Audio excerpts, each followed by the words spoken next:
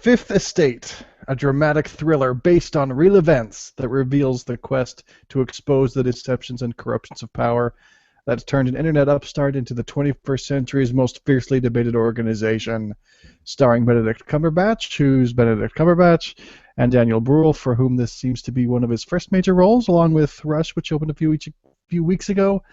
Directed by Bill Condon, who also directed Dreamgirls and Kinsey. The screenplay was adapted by Josh Singer based on 2 books about WikiLeaks. Do you have a minute review for us, Bob?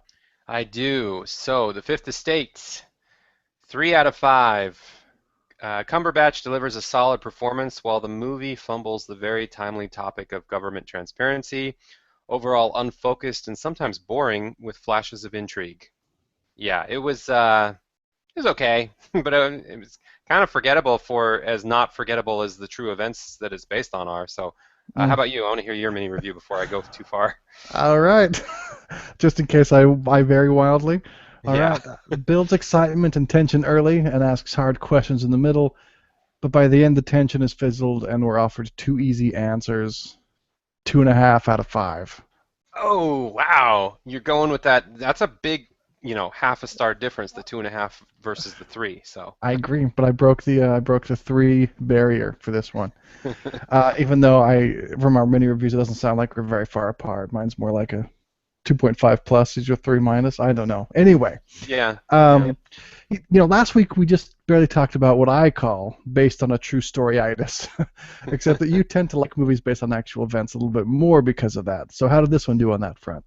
Well, that's the weird thing is I wanted to like it a lot more, and I thought it had tons of potential, and the previews like get my heart pumping, and it's just like, oh, this is gonna be good because there's complicated issues, and it's no easy answer, and oh, this just happened, and then you watch the movie, and you're like, hey, that's more boring than real life. That's not how it's supposed to work. It's supposed to be the other way around.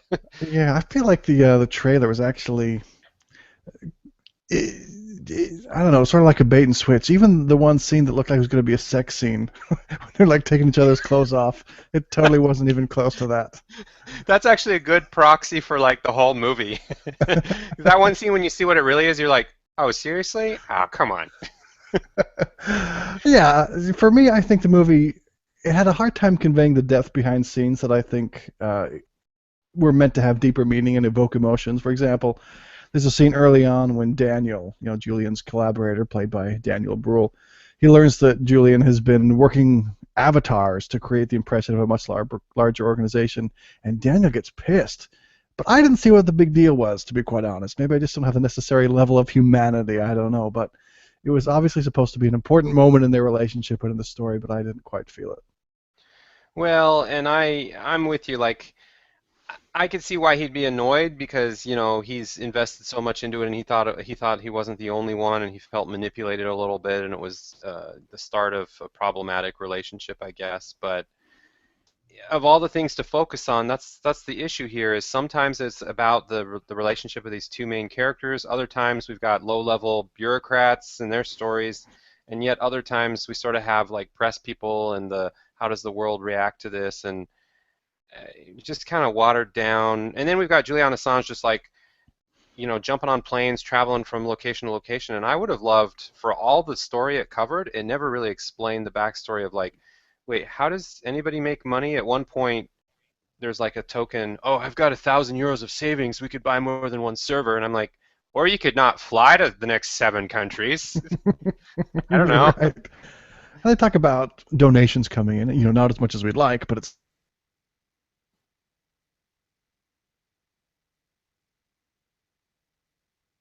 all. But it's disappointing because for the first little while of the movie, I was ready to be impressed. I mean, it starts with like this crackling energy. It did feel exciting to see the beginning of something as daring and ambitious as WikiLeaks, and to see how Julian and Daniel began their work together. And as happens to me when I'm getting into a movie, I thought to myself, man, is it too late to learn to be a computer hacker and get into this culture instead? And when Right. I have that reaction, I mean it as a compliment to the movie. And in the middle, I think you alluded to this already, we've got some really interesting and serious questions about editing information versus not editing it, the nature of journalism, transparency versus accountability.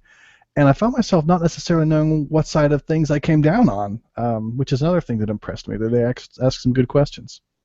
Yeah, and that's the best part of it is those questions that were asked and the non-answers, I guess, and the way people on both sides had sometimes nuanced approaches versus hardline approaches, which in Julian Assange's case, it's hard to say the apostrophe S. Um, it seemed like that was part of his downfall, if you want to call it a downfall. I guess he's still a pretty prominent figure, but he was pretty hardlined about releasing information uncensored, regardless of the fallout. And others were saying, "Oh no, if you get to a certain point with 90,000 plus cables or whatever it was."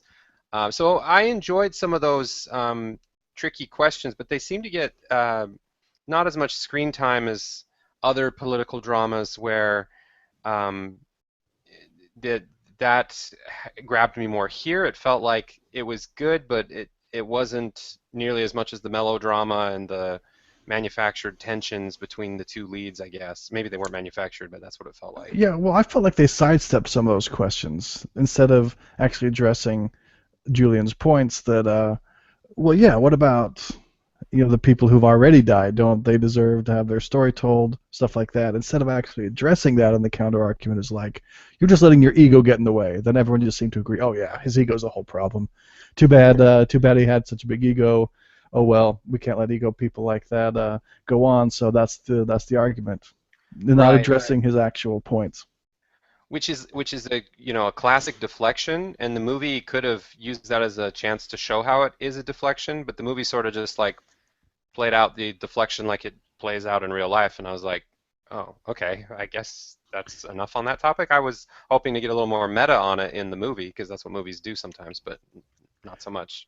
And along those lines, I felt really weird when I realized that, wait a second, this movie wants me to be sympathetic to the U.S. government, who's being painted as the poor little victim in everything here. And I'm not trying to say that there's nothing that the U.S. government wasn't wronged in any way. I'm not trying to say that, but I don't know. I felt like they were just the good guys, and if things were happening to them, and they did nothing wrong by the end of the movie, the way they were being portrayed. I don't know. Did you get that vibe? A little. Yeah, I thought the movie was trying too hard to. Maybe I'm biased because I read something similar to this already before seeing it.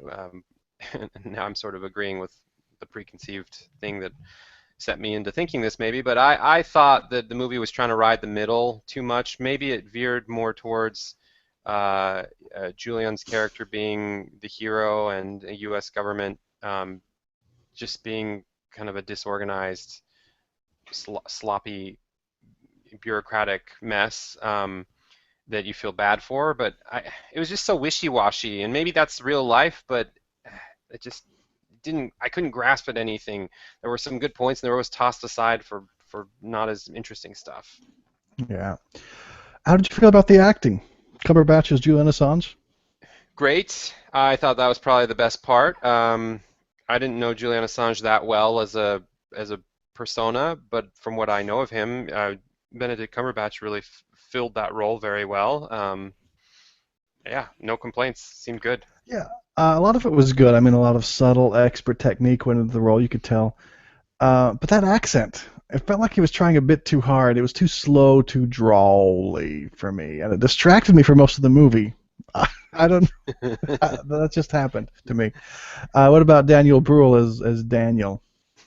He reminds me of somebody I worked with recently at my previous job, and so it was kind of weird because I'm like, hey, that's so and so, and I mean he did a good job, and I always like a fresh face that I don't recognize, which I Hmm. just said I recognize them from a somebody I know in real life, but anyway, I thought he did a great job, and he was kind of a nice newcomer, fresh face on the scene.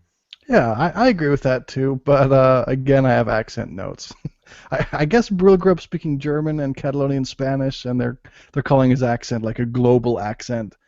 Yeah, fine, I guess, but that unfamiliar accent next to Cumberbatch's grating accent, it just somehow combined to make it all worse for me. And I feel rather petty. Here we are talking about the acting, and all I can mention is the accents. But there you go. Accent overload. It Well, happens. I mean that's pretty much what I have. I don't know if you want to say anything more, but if I were to give my own final thought, it would be that there was some promise in the setup here. but the execution and the story, and the moralizing, and even hints of the accents and the performances, it just didn't turn out great for me. Yeah, similar thoughts on my end. I would say, or I wanted to ask you, Laura Linney and Stanley Tucci. We had some pretty good cast members that were sort of underused in some ways. What did you think? Well, I mean, they were just wrapped up in the way I felt about it was they were the good guys in this story. They were the ones that things were happening to that couldn't have expected to do things any better. And so I just didn't like their characters very much, the way that they were positioned. But they were fine in their roles and their flat, objectified roles. What did you think Right. about them?